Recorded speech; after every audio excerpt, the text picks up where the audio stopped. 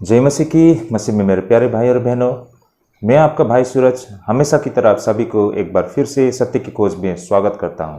तो चलिए हम शुरू करते हैं हमारे आज के अध्ययन।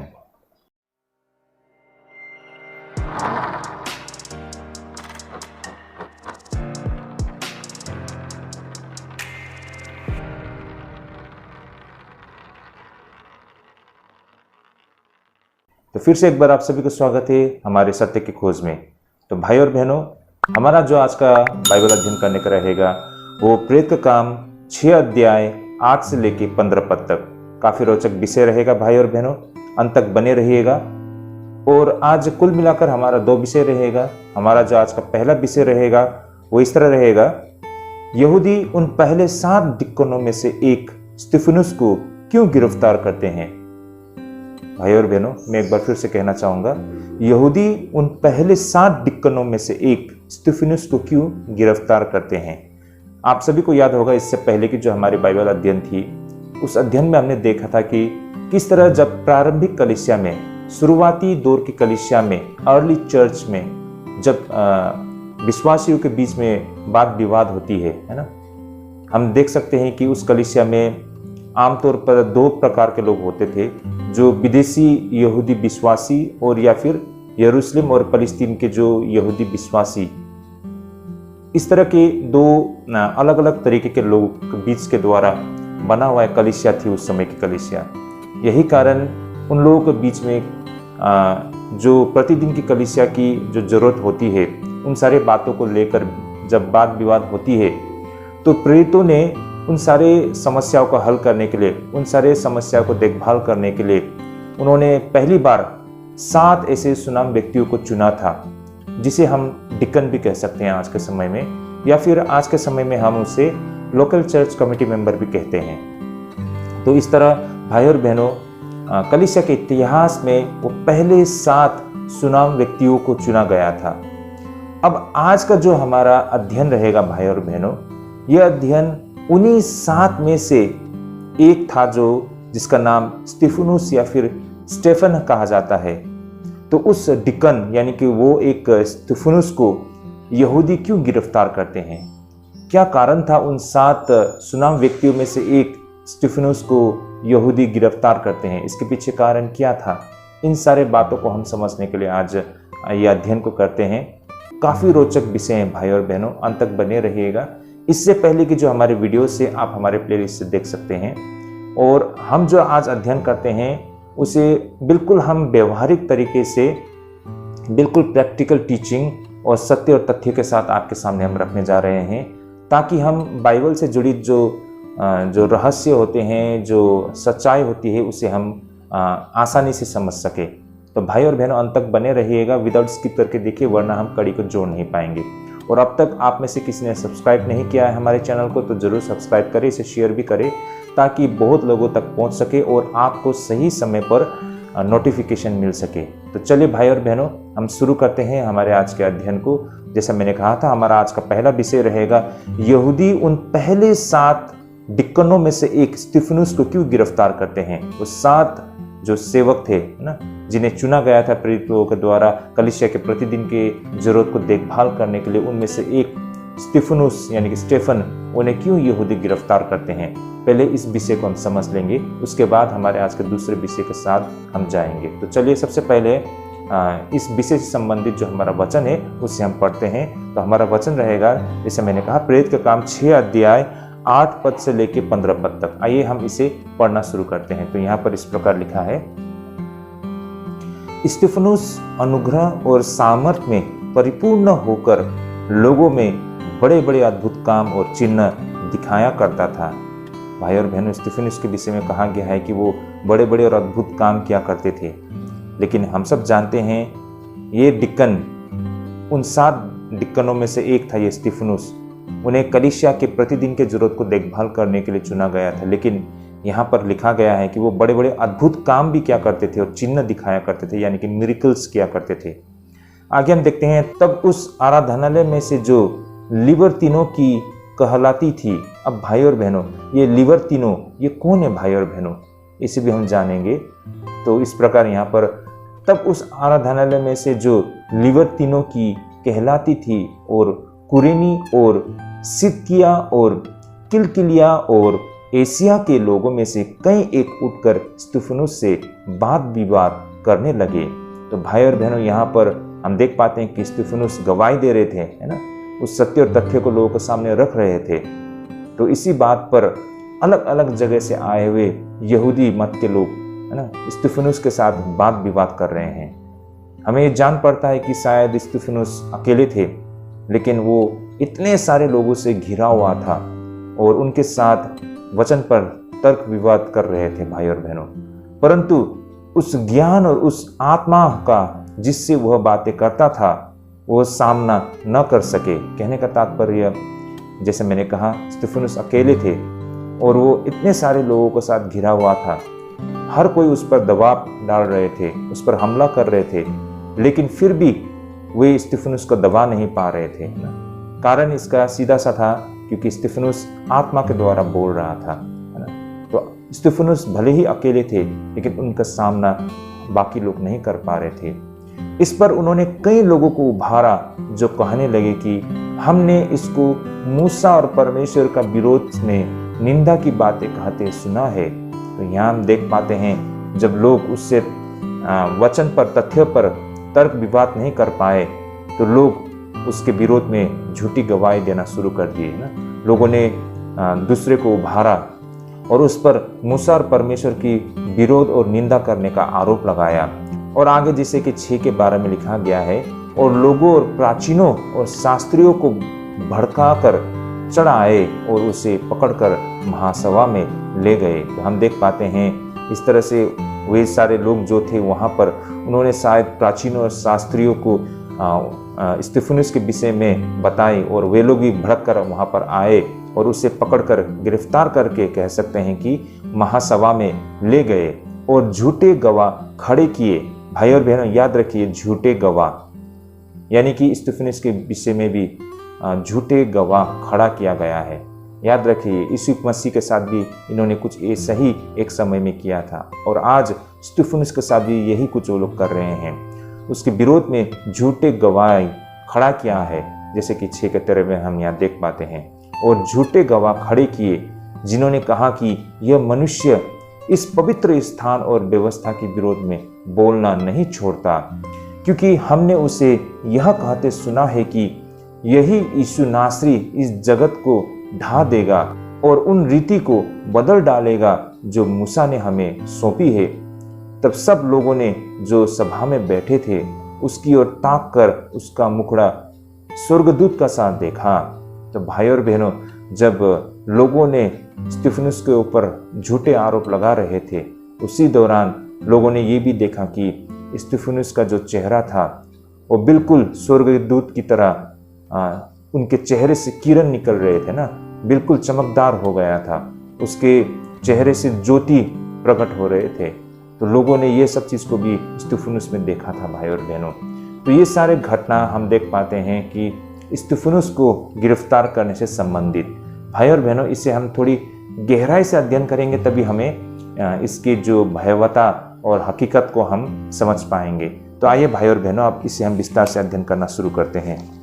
जैसे कि भाई और बहनों, सबसे पहले तो हम ये 8 पद में यहाँ पर जैसे कहा गया है, आइए मैं इसे एक बार फिर से पढ़ लेता हूँ। स्तिफनुस अनुग्रह सामर्थ में परिपूर्ण होकर लोगों में बड़े बड़े अद्भुत काम और चिन्ह दिखाया करता था।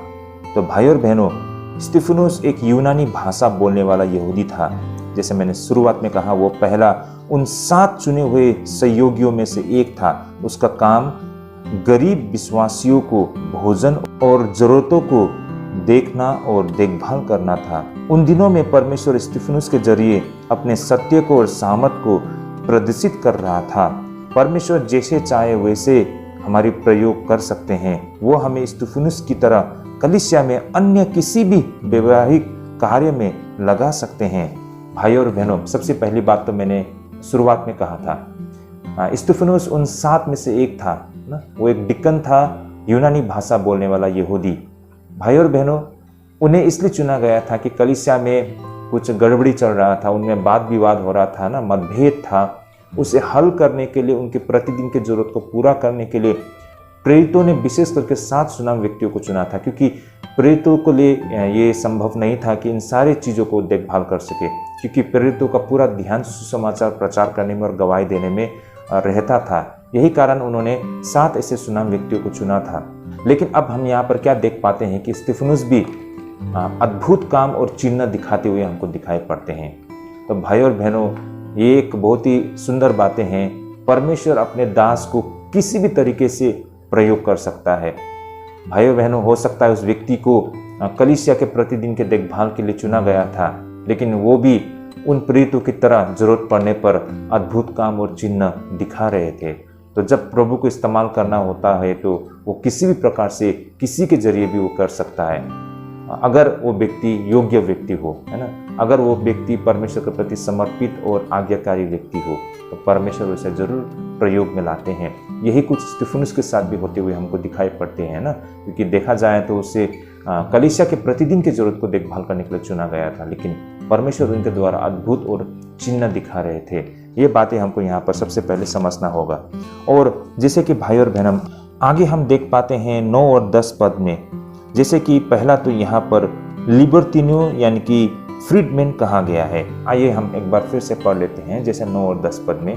तब उस आराधनालय में जो लिबर्टिनो की कहलाती थी और कुरेनी और सिदकिया और किलकिलिया और एशिया के लोग में से कई एक उठकर स्तिफनुस से बात विवाद करने लगे, परंतु उस ज्ञान और उस आत्मा का जिससे वह बातें करता था वे सामना न कर सके। तो भाई और बहनों, यहाँ पर हम देख पाते हैं जैसे कि लिबर्टिनो सबसे पहले तो कहा गया है ना।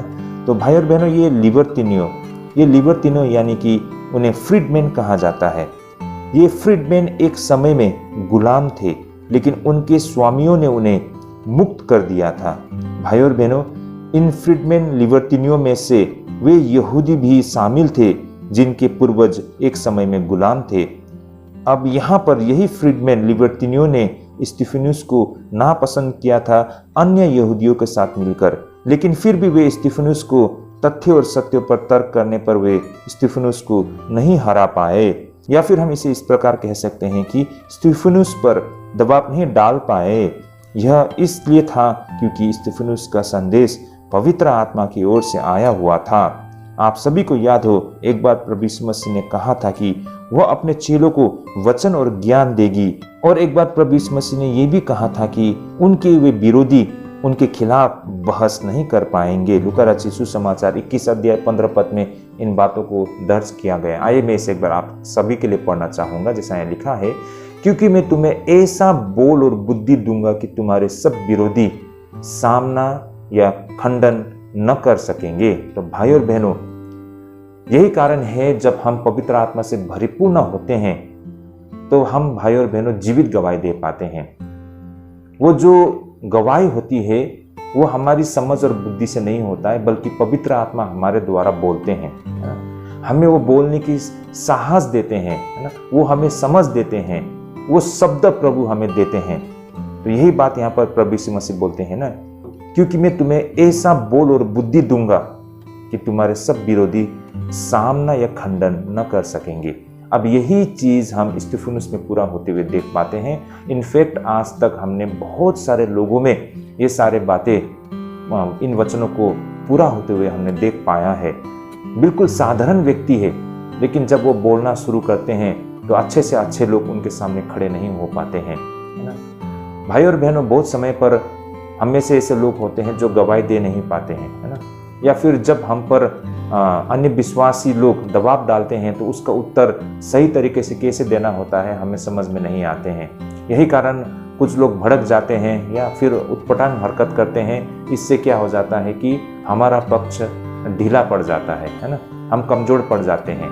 लेकिन जब हम पवित्र आत्मा से अगुवाई होते हैं तो हम सही उत्तर दे पाते हैं।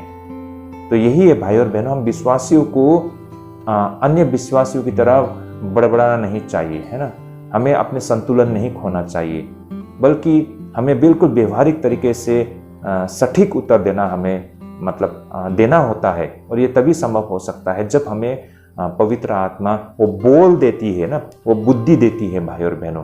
जैसा यहाँ पर यीशु मसीह ने एक समय में कहा था। और वही चीज़ हम आज स्टीफेन में भी देख पाते हैं भाई और बहनों। आज बहुत सारे लोग हम देखते हैं ना, जैसा मैंने कहा कि वो सामना नहीं कर पाते हैं, वो डरते हैं, है ना, उनसे वो शब्द नहीं निकलता है।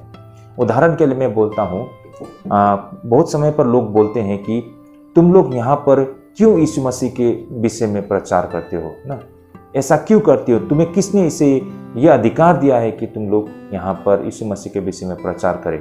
तो भाई और बहनों, हमारा उत्तर क्या होना चाहिए?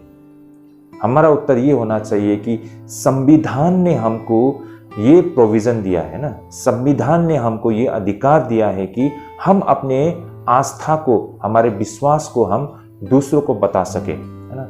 हमें ये संविधान ने अधिकार दिया है कि हम यीशु मसीह के विषय में प्रचार कर सके। तो भाई और बहनों, ये तथ्य के साथ बोलना होता है ना।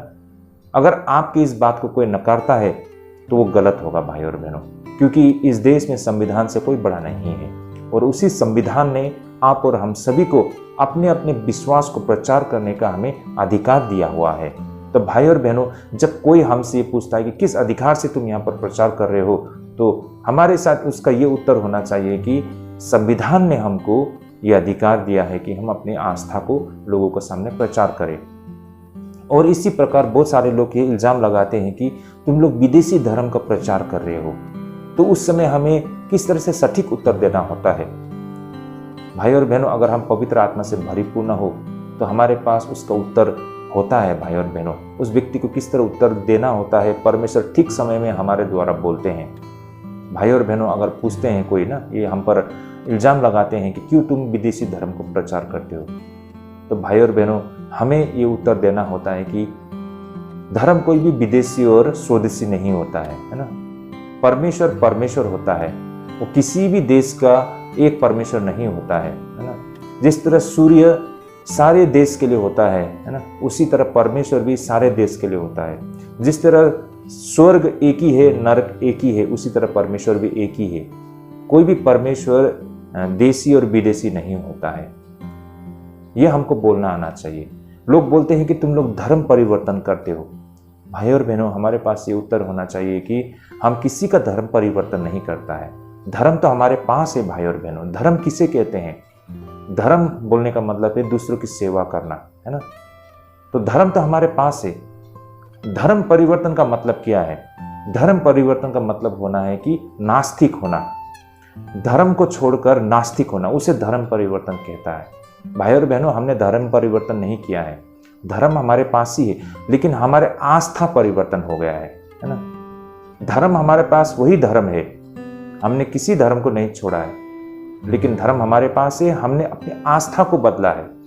पहले हमारी आस्था मूर्ति पूजा पर था, लेकिन अब हमने ये समझ प्राप्त की है कि ये मूर्ति पूजा में वो सत्य नहीं है, बल्कि इस मूर्ति को बनाने वाला जो रचयिता, जो सृष्टिकर्ता, वही सच्चा परमेश्वर है और हम उस पर आस्था रखते हैं। तो हमारा धर्म वही है, लेकिन हमारा आस्था बदल गया है।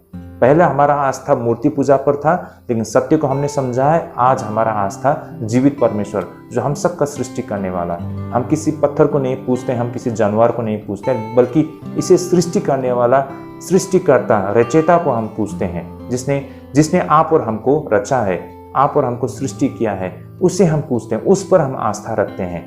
तो हमारा धर्म बदली नहीं हुआ है, हमारे पास हमारा धर्म वही है, लेकिन हमारी आस्था बदल गई है। तो हम किस चीज पर आस्था रखें, यह हमारा मर्जी है ना, यह आपका मर्जी है।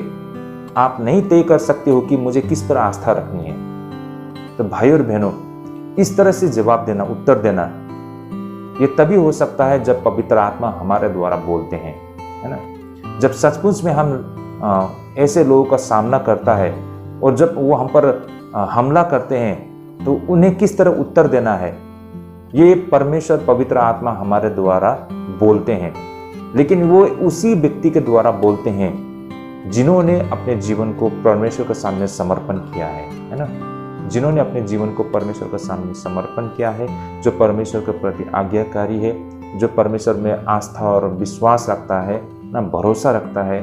परमेश्वर ऐसे व्यक्तियों को प्रयोग करता है ना, और ऐसे व्यक्ति कभी भी शर्मिंदा नहीं होते हैं। ये परमेश्वर ने वादा किया है भाई और बहनों। और स्तिफनुस भी वैसे ही एक व्यक्ति था। यही कारण वो अकेले थे, लेकिन उसको चारों ओर से घेरे हुए थे लोग, लेकिन फिर भी वो डट के उनका जवाब दे पा रहे थे। लोग उनसे तर्क नहीं कर पा रहे थे। ऐसा माहौल वहां उस समय बन चुका था भाई और बहनों। लेकिन जैसा कि अब हम 11 पद में देख सकते हैं कि स्तिफनुस के विरोधी उसे अपने ही तर्कों से पराजित न कर सके, इसलिए उन्होंने झूठ बोलने के लिए कुछ लोगों को भरमाया। भाई और बहनों, यहाँ पर 11 पद में हम देख पाते हैं। आइए मैं इसे पढ़ता हूँ। इस पर उन्होंने कई लोगों को उभारा जो कहने लगे कि हमने इसको मूसा और परमेश्वर का विरोध में निंदा की बातें कहते सुना है। तो भाई और बहनों, अब ये लोग तर्क वाद विवाद से स्तिफनुस को मतलब दबा नहीं पाए, तो उन्होंने झूठा इल्जाम लगाया उस पर और लोगों को उभारा, है ना, उसके खिलाफ लोगों को भरमाया। इन लोगों ने कहा कि स्तिफनुस मूसा के विरुद्ध बोल रहा है, और उन्होंने साथ में ये भी कहा कि स्तिफनुस तो परमेश्वर के विरोध में बोल रहा है। यही कारण यह बेहद ही गंभीर मामला बन गया था। भाई और बहनों, यहूदियों के लिए परमेश्वर का विरोध में बोलना, व्यवस्था के विरोध में बोलना, ये इस निंदा है। भाई और बहनों, ये बहुत ही गंभीर इसका परिणाम हो सकता है, इतना तक कि उसे मृत्यु दंड दे सकता है। तो इतना गंभीर आरोप लगाया गया था जिसे हल्के से नहीं लिया जा सकता था। तो ऐसे झूठ स्तिफनुस के खिलाफ बोला गया है। आगे हम 12 से लेकर 14 पद में देख पाते हैं कि कुछ लोगों ने कहा कि स्तिफनुस ने मंदिर और व्यवस्था का अपमान भी किया है। भाई और बहनों, यहाँ पर हम इन वचनों को इस प्रकार देखते हैं। और लोगों और प्राचीनों और शास्त्रियों को भड़काकर चढ़ आए और उसे पकड़कर महासभा में ले आए और झूठे गवाह खड़े किए, जिन्होंने कहा कि यह मनुष्य इस पवित्र स्थान और व्यवस्था के विरोध में बोलना नहीं छोड़ता, क्योंकि हमने उसे यह कहते सुना है कि यही यीशु नासरी इस जगह को ढा देगा और उन रीति को बदल डालेगा जो मूसा ने हमें सौंपी है। तो भाई और बहनों, यहाँ पर 12 से 14 में साफ साफ दर्ज किया गया है कि किस तरह यहाँ पर स्तिफनुस के खिलाफ इल्जाम लगाया गया है। यही कारण इन बातों को सुन यरूशलेम में रहने वाले यहूदी विशेष रूप से स्तिफनुस के विरोध में बिल्कुल क्रोधित हो गए थे, क्योंकि मंदिर उनका आराधनालय का केंद्र था। उन्हें इससे लेकर बेहद गर्व था। भाई और बहनों, साथ ही कई यहूदियों के पास अपने व्यवसाय भी था जो मंदिर से जुड़ी थी, या फिर ये व्यवसाय मंदिर पर ही निर्भर था। साथ ही यहूदियों को भी अपने व्यवस्था पर बेहद गर्व था। उनका मानना था कि उन्हें व्यवस्था का पालन करना चाहिए, जो कि उनका मानना था कि यह परमेश्वर को खुश करने का तरीका है। तो भाई और बहनों, मंदिर और व्यवस्था को लेकर कितनी गंभीर थे ये यहूदी लोग। अब उन्हें इस तरह से स्तिफनुस के ऊपर झूठा इल्जाम लगाया गया और इस बात को लेकर वो बहुत ही नाराज थे, है ना, क्योंकि देखिए मंदिर सिर्फ उन लोगों के लिए एक मंदिर नहीं था, बल्कि एक रुपया पैसा कमाने का, धन कमाने का एक साधन भी था, क्योंकि मंदिर के नाम पर वहाँ पर बहुत सारा बिजनेस चल रहा था, है ना। तो ओबियसली मंदिर से उनको बहुत लगाव था ना, बहुत इंटरेस्ट था, है ना, उनका अपना पर्सनल एजेंडा था वहाँ पर। और साथ ही व्यवस्था को लेकर वो बहुत ही मतलब गर्वान्वित महसूस करते थे ना। उनको लगता था कि मतलब स्वयं परमेश्वर का वचन सिर्फ मात्र उनके पास है ना। तो बेशक वो जो व्यवस्था थी ये साधारण बातें नहीं थी ना, लेकिन भाई और बहनों, वे तो गर्व मात्र करते थे, वो घमंड मात्र करते थे, लेकिन उन व्यवस्थाओं को वास्तव में परमेश्वर की इच्छा के तहत पालन नहीं किया करते थे। ये भी हकीकत थी भाई और बहनों। एनीवे, आप सभी को याद हो, यीशु के शत्रुओं ने भी प्रभु यीशु मसीह के विषय में झूठ बोले थे। अब ये लोग भी स्तिफनुस के खिलाफ झूठ बोल रहे हैं। हालांकि उन्होंने जो झूठ बोला था वह पूरी तरह से झूठ नहीं था। उन्होंने यीशु के कुछ बातों को लिया, लेकिन उन्होंने अपने तरीके से तोड़ा और उसमें बदलाव किया। अब यहाँ पर स्तिफनुस के विरोध में भी यही तो किया था। भाई और बहनों, इसी तरह शैतान कार्य क्या करते हैं, आधी अधूरी सत्य को लोगों को सामने रखकर। भाई और बहनों, इस बात को लेकर हमें बिल्कुल सतर्क होना चाहिए। आज बहुत सारे लोग हमारे बीच में झूठी शिक्षा लेके आते हैं, है ना, और लोग इस झूठी शिक्षा में पड़ जाते हैं। लोगों को ऐसा लगता था कि झूठी शिक्षा बिल्कुल ही झूठ होगा, और उससे हम तुरंत पहचान लेंगे और इसका विरोध हम करेंगे, ऐसा लोगों को लगता है। लेकिन शैतान भी इतना मूर्ख नहीं है ना। जब वो झूठी शिक्षा आपके सामने लेके आते हैं तो वो आधी सत्य को लेके आते हैं। वो कंप्लीटली झूठ नहीं होता है, उसमें आधी सत्य होता है, लेकिन उसे तोड़ा और मरोड़ा गया होता है और आप उसे फर्क कर नहीं पाते हो। जब पहली नजर में आप देखते हो तो वो सारे बातें वचन में कहा गया है, वचन के माध्यम से कहा गया है, यीशु का नाम से प्रार्थना कर रहे हैं, सब कुछ है वहां पर। तो आपको लगता है कि इसमें कोई गलत नहीं है, तो ये सत्य ही है। लेकिन धीरे धीरे उसी वचन को देखिए, बाइबल के वचन के आधार पे ही वो आपके सामने आएंगे। बहुत लोग बाइबल अध्ययन के नाम पर आएंगे, बाइबल ट्रेनिंग के नाम पे आएंगे, है ना। ये सब हो रहा है आज भी, हमारे इंडिया में भी बहुत हो रहा है। ऑनलाइन बाइबल ट्रेनिंग के नाम पे आते हैं, है ना। तो इस तरह से आपको तो लगेगा कि ये परमेश्वर का कार्य है, ये परमेश्वर की शिक्षा है, लेकिन शैतान उसके पीछे है भाई और बहनों।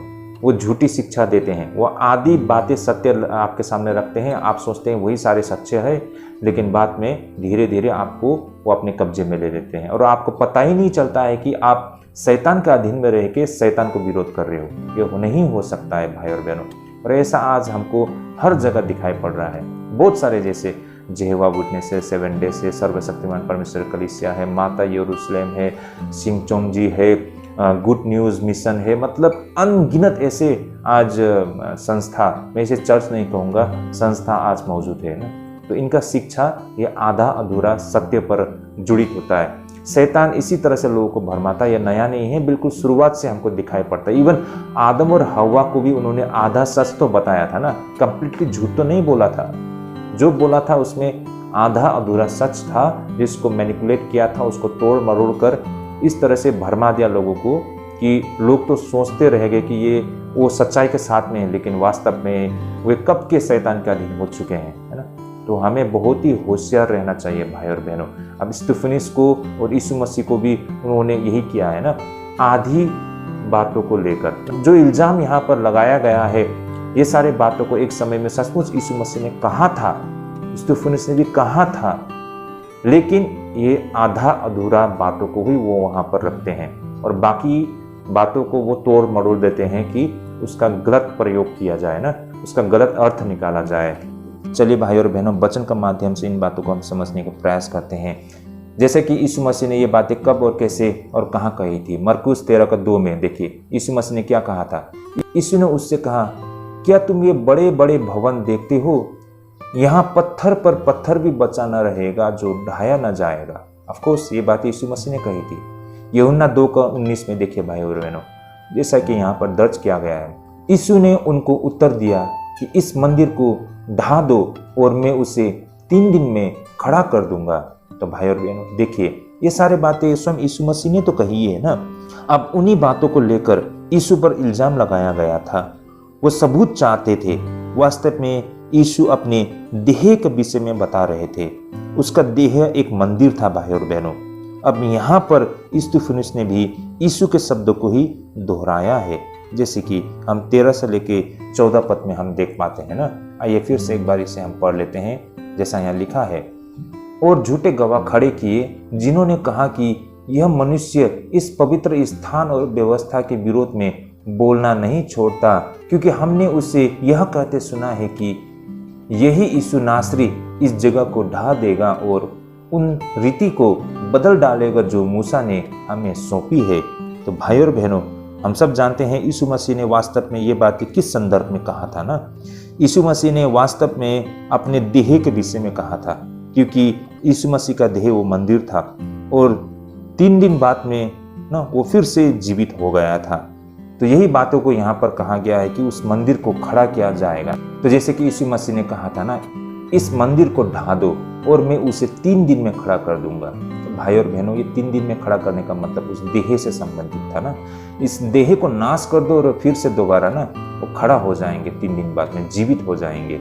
तो भाई और बहनों, ये बातें पूरी होती हुई हमको बाद में दिखाई पड़ती है। तो इस तरह से यीशु मसीह ने अपने देह के विषय में कहा था, क्योंकि वो देह मंदिर था, वो मंदिर नहीं जो उनकी आंखों को सामने दिखाई दे रहा था भाई और बहनों। तो लोगों ने यीशु मसीह की बातों को तो लिया, लेकिन उसे गलत तरीके से प्रयोग किया ना। तो इस तरह भाई और बहनों, लोगों ने अपने हाथों से यहूदी मंदिर को बनाया था, लेकिन प्रभु यीशु के देह धारण से यीशु अब वह मंदिर से भी बड़ा हो चुका है। अब उस मंदिर में परमेश्वर नहीं रहा करता है, क्योंकि परमेश्वर स्वयं यीशु के रूप लेकर लोगों के बीच में आ चुका था। जैसे कि मत्ती 12:6 में इन बातों को दर्ज किया गया है। लिखा है जैसे यहाँ पर मैं तुमसे कहता हूँ कि यहाँ वह है जो मंदिर से भी बड़ा है। तो भाई और बहनों, ऐसा हम क्यों कहते हैं? स्तिफनुस अच्छी तरह से जानता था कि यीशु का वास्तव में क्या मतलब था। यीशु ने मंदिर की जगह ले ली थी, यीशु ने व्यवस्था को पूरा किया था और परमेश्वर तक पहुंचने का एकमात्र रास्ता बन चुका था। भाई और बहनों, यीशु मसीह जिस परमेश्वर की आराधना वो अब मंदिर में कर रहे थे, वही परमेश्वर अब देह धारण करके यीशु के रूप में लोगों के बीच में आ चुका था। अब परमेश्वर उस मंदिर में नहीं था, है ना। अब वो मंदिर बेमायने हो चुकी थी, क्योंकि परमेश्वर ने उस मंदिर को छोड़कर परमेश्वर तो लोगों के बीच में आ चुका था। यही कारण यीशु मसीह कहते हैं ना यहाँ पर मैं तुमसे कहता हूँ कि यहाँ वह है जो मंदिर से भी बड़ा है। तो ऑब्वियसली यीशु मसीह उस मंदिर से कहीं गुना बड़ा है ना। कहाँ तुलना कर सकते हैं मंदिर और यीशु मसीह के साथ? लेकिन लोग इन बातों को समझ नहीं पा रहे थे। आगे यहाँ पर हम 15 पद में स्तिफनुस का मुंह स्वर्गदूत की तरह चमक उठा था जब वह महासभा के सामने खड़ा था, ऐसा कहा गया है। आइए हम एक बार पढ़ लेते हैं इसे। तब सब लोगों ने जो सभा में बैठे थे उसकी ओर ताक कर उसका मुखड़ा स्वर्गदूत का सा देखा।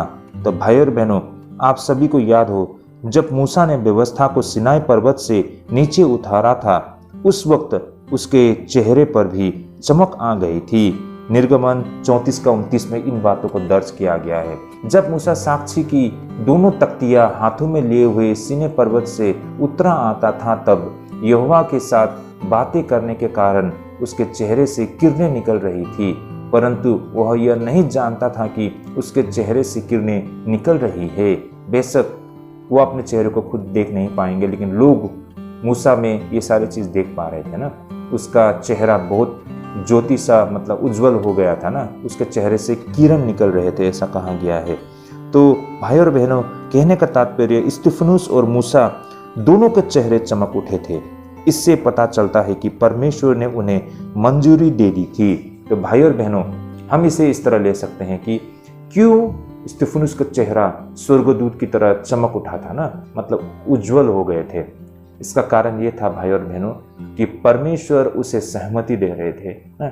परमेश्वर ये दिखा रहे थे कि ये जन मेरी ओर से है, ये मेरा व्यक्ति है ना, ये मेरा जन है। ये अप्रूव दे रहा था, उससे अथॉरिटी दे रहा था भाई और बहनों। तो ये एक गवाही थी, उसके चेहरे को इस तरह बदलाव होते हुए दिखना। लेकिन लोग इसे नहीं समझ पा रहे थे। 8 पद में लूका स्पष्ट करता है कि स्तिफनुस के पास परमेश्वर का आशीष था, अनुग्रह और शांति था। और 10 पद में कहा गया है कि उसके पास विशेष ज्ञान थी। तो स्तिफनुस कोई साधारण व्यक्ति नहीं था भाई और बहनों। आइए हम इसे वचन से देख लेते हैं। 6:8 में जैसा लिखा है, स्तिफनुस अनुग्रह और सामर्थ्य से परिपूर्ण होकर लोगों में बड़े बड़े अद्भुत काम और चिन्ह दिखाया करता था। आगे 10 पद में लिखा है, परंतु उस ज्ञान और उस आत्मा का जिससे वह बातें करता था, वे सामना न कर सके। तो भाई और बहनों, स्तिफनुस में ज्ञान और आत्मा हम दोनों दिखाई पड़ते हैं। तो इस कारण यहाँ पर स्तिफनुस कोई साधारण व्यक्ति नहीं था ना भाई और बहनों। उसमें वो सारी चीज थी जो हम जान सकते हैं कि वो परमेश्वर का ओर से था। इस तरह प्रारंभिक कलीसिया द्वारा इन 7 व्यक्तियों की नियुक्तियों के दूरगामी परिणाम को हम देख पाते हैं। वास्तव में यहूदी हमेशा से अपने आप को चुने हुए लोगों के रूप में देखते हैं, लेकिन उन्होंने इसके गलत मायने या फिर गलत तरीके से चुने हुए तथ्य की व्याख्या की थी। वे अपने आप को विशेष अधिकार के साथ चुना हुआ मानते थे और उनको लगता था कि परमेश्वर के लिए अन्य रास्ते के कोई मायने नहीं है।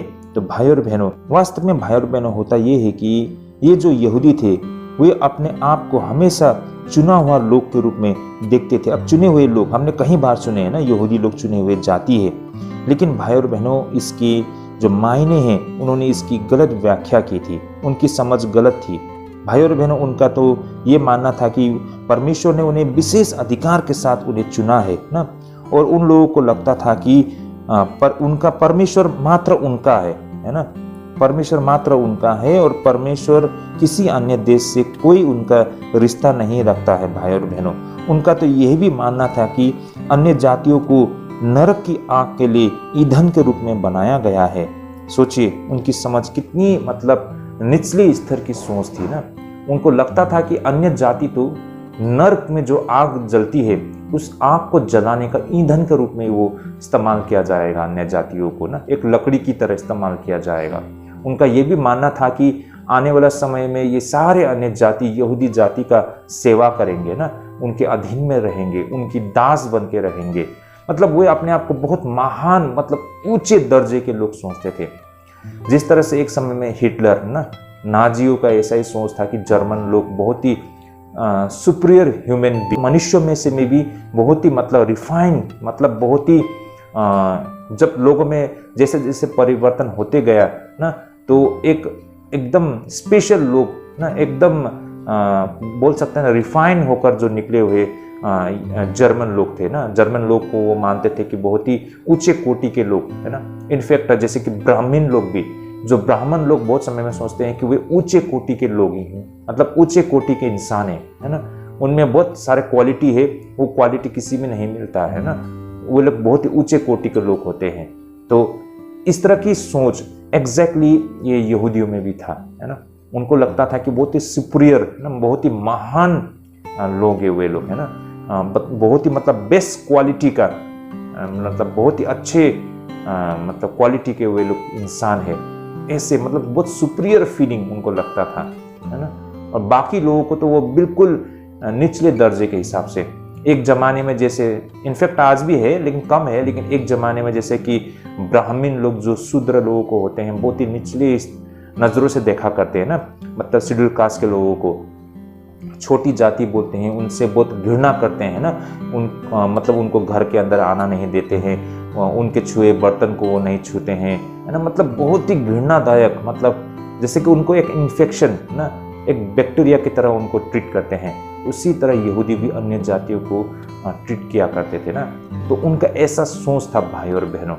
तो भाई और बहनों, जो उनको चुनने का मतलब, उसके मायने को उन्होंने बहुत ही गलत अर्थ निकाला था। लेकिन भाई और बहनों, सत्य तो ये था कि उन्हें इसलिए चुना गया था कि वो सभी लोगों को परमेश्वर के साथ उसी रिश्ते में लाया जा सके जैसे वे खुद थे।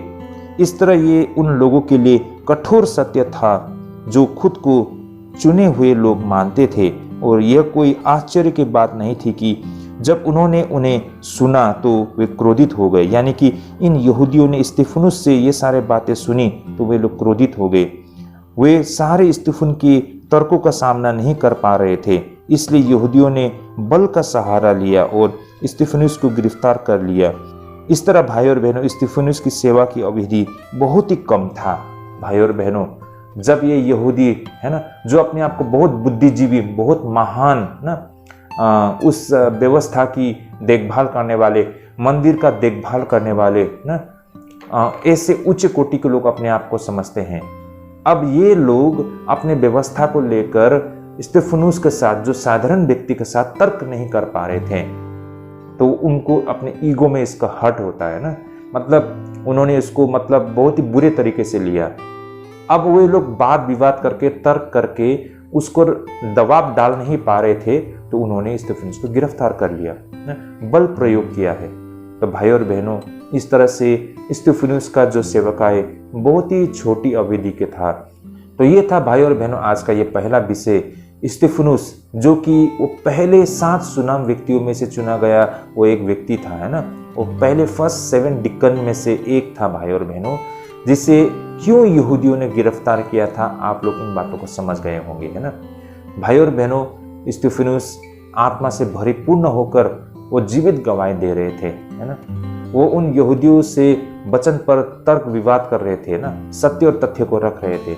इनफैक्ट भाई और बहनों, आगे जाके बहुत सारे बातें उन्होंने बताई उन यहूदियों को ना, कि किस तरह बिल्कुल शुरुआत से ये परमेश्वर का योजना था यीशु मसीह तक ना, मतलब ये उद्धार का कार्य के विषय में, मतलब ये परमेश्वर का मैनेजमेंट प्लान जो योजना थी, इसको सुंदर तरीके से स्तिफनुस ने उन लोगों के सामने रखा। आगे आप लोग पढ़ सकते हैं, 6 अध्याय 16 पद से आगे 17 अध्याय तक आप पूरे पढ़ सकते हैं। वहाँ पर डिटेल पर स्तिफनुस ने उन लोगों को बताया था कि बिल्कुल शुरुआत से लेकर यहाँ तक परमेश्वर का क्या योजना है ना, यीशु मसीह में आकर ये योजना किस तरह पूरा होती है, ये सारे बातें स्तिफनुस ने बताई। लेकिन इन बातों को सुनने के बाद वे लोग आंख बबूला हो जाते हैं भाई और बहनों। तो इसे हम आगे अध्ययन करेंगे। तो ये था हमारा आज का पहला विषय कि आखिरकार उन 7 सुनाम जो व्यक्ति थे जो प्रेरितों के द्वारा कलीसिया के देखभाल के लिए चुना गया था, उनमें से ये एक स्तिफनुस को यहूदियों ने क्यों गिरफ्तार किया गया था। आई होप इन बातों को आप लोग समझ पाए होंगे। और भाई और बहनों, अगर आप लोग को अच्छा लगता है ये सारे और विषय को आप समझ पा रहे हैं तो ज़रूर इसे शेयर कीजिए, दूसरे लोगों तक भी सत्य और तथ्य पहुँच सके। तो भाई और बहनों, आज के लिए हम यहीं पे स्थगित करते हैं। हमने जो सुना है परमेश्वर हम सबको ढेरों आशीष करे। अगले अध्ययन में फिर से जुड़िएगा। तब तक प्रभु आप सभी को ढेरों आशीष करे और परमेश्वर आपको ख्याल रखे। यही हमारी आप सभी के लिए दुआ प्रार्थना है। तो आज के लिए यहीं पर स्थगित करते हैं। जय मसीह की।